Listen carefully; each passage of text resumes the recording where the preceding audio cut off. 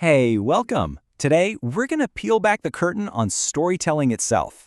We're going to explore the hidden architecture, the secret codes that writers use to build these incredible narrative worlds that we all just love to get lost in. You've totally been there, right? You finish a chapter, maybe close the book for a second, and you just think, wow, how did they do that? It feels like this impossible magic trick. But you know what? It's not magic. It's craft. And today, we're going to peek inside that magician's toolkit. And hey, don't worry, this isn't going to be some dry academic lecture where you have to memorize a bunch of terms. As the great Sir Philip Sidney wrote, this is all about appreciating the delightful proportion of words. It's about seeing the beauty in the design, which, honestly, just makes the whole experience of reading that much richer. Okay, so let's start with the absolute fundamentals. I mean, every single story, whether it's an ancient epic or the latest thriller on the bestseller list, is built on just a few core components. This is the blueprint. First up is the plot. This is basically the what happens in a story. But, and this is key, it's not just a random list of events one after the other. It's an ordered structure.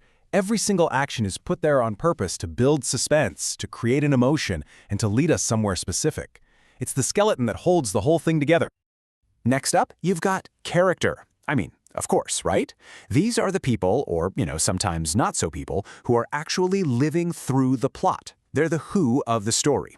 And as we're about to see, characters can be incredibly simple or unbelievably complex. Generally, characters come in two main flavors. On one side, you have the flat character. Think about a classic fairy tale villain who's just evil. That's it. An author uses them to get a job done, to move the plot along without overcomplicating things. But then you get the round character. This is someone who is complex, who has mixed motives, who you can't describe in a single sentence. They feel real because, well, they're as messy and unpredictable as we are. So, you've got your plot, and you've got your characters. What makes the story actually go? Conflict. This is the engine. It's the problem, the struggle, the central question that the characters are forced to deal with. Honestly, without conflict, you don't really have a story. You just have a description of someone having a perfectly normal, uneventful day. All right, we've seen the big picture, the blueprint to the story. Now, let's zoom in and look at the little tools, the really precise instruments writers use word by word and sentence by sentence to create a certain mood or sound. This is where the real word magic happens. Okay, here's a classic. Alliteration. You know this one even if you don't think you do. It's just repeating a sound, usually at the start of words that are close together. It's one of the oldest tricks in the book, and writers use it to create rhythm and emphasis. It just makes language sound more musical and pleasing to the ear. Just listen to this. It's from way back in the 14th century. In a sommer sessen when soft was the sun. Can you hear that soft S sound just weaving through the line? It kind of makes you slow down and read it gently. The sound matches the feeling of a soft summer sun. See? That's the power of this simple little tool. Now this is so important. Every single word basically has two layers of meaning. The denotation, that's just its literal dictionary definition. A house is a building, simple. But the connotation, that's the whole cloud of feelings and ideas that hangs around a word.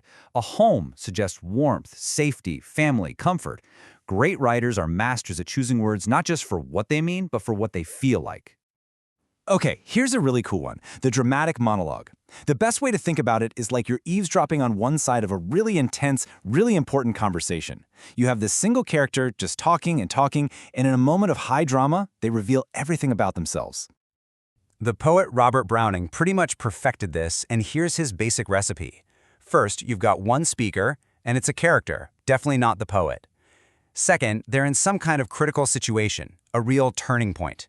And third, this is the genius part. By trying to justify themselves, they accidentally reveal their true character to us, the reader. It's just a brilliant way to get inside a character's head. So, we've looked at the building blocks of a story and some of the writer's tools. But a story isn't really complete until we show up, the reader. And how we read, the kinds of questions we bring to the table can totally change what a story means. Let's look at a couple of these powerful lenses. This is a really big idea in literary studies today. There's no single correct meaning locked away inside a book. A story is a dynamic thing, and our interpretation is an active process. We're not just sitting there passively receiving information, we're actually in a conversation with the book. So, one really powerful lens is feminist criticism. Now, this approach isn't about deciding if a book is good or bad. It's more about analyzing how things like gender roles and power structures are being represented. It makes you pay attention to who gets to speak in a story and who doesn't. So when you read through this lens, you start asking questions like, are the female characters in this story complex people with their own goals, or are they just sort of props for the male hero's journey? Does the story challenge traditional gender roles, or does it just reinforce them? It's a way of reading that makes you see the social assumptions hiding just beneath the surface of a text. And here's another lens, Marxist criticism. This approach connects a story to the real world of economics, social class, and power. The big idea here is that a book is never written in a vacuum. It's always a product of its specific time and place, and it's going to reflect the class struggles and social conditions of that era. So a Marxist reading really focuses on that social and economic context. You start asking, how are money and power working in this story? Do the characters' lives seem totally determined by how much money they have? Is the book basically supporting the existing social order, or is it trying to critique it? This lens helps us see a book as part of a much bigger historical conversation.